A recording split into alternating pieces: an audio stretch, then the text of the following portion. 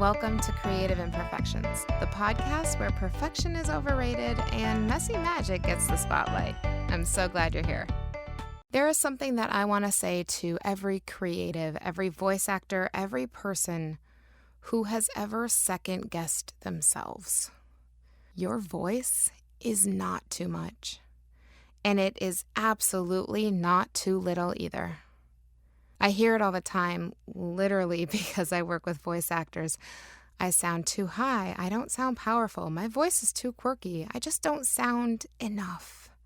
Let me tell you, that inner critic, it's not telling you the truth. It's an awful combination of every comment, rejection, or comparison that you have ever internalized.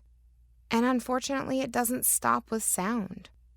We shrink our personalities, our opinions, our presence, because somewhere along the way, we were told we were too much or not enough. I've seen people water themselves down just to become marketable. I've done it myself, and it does not feel good because you end up performing someone else's version of you. It becomes the face that you put on, or the voice that you put on. It becomes this inauthentic version of you, this thing that you have to tap into when you need to be the just right you. But what does that mean? For years, I struggled with figuring out who I was and if I was enough or if I was too much. And when I really found my groove was when I just started doing my own thing. It took far too many years to realize that and to move beyond that. Casting director Kelly was always different. Teacher Kelly was always different. There were times early on in my career where I would almost describe it like an out-of-body experience. When I was in front of a crowd of people, whether it was teaching a class or speaking, I was someone else. I was able to have this different personality. And sure, it was likable, but it never felt authentic to me.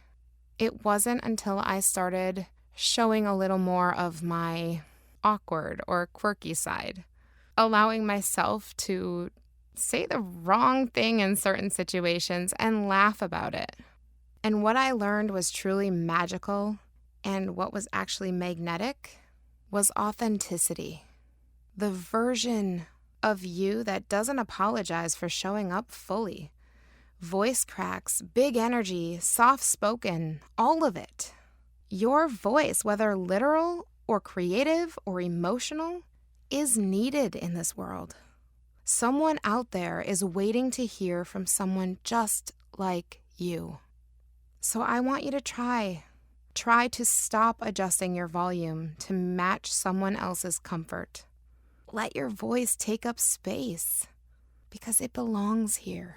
Always remember, there's magic in your imperfections. So let's go find it.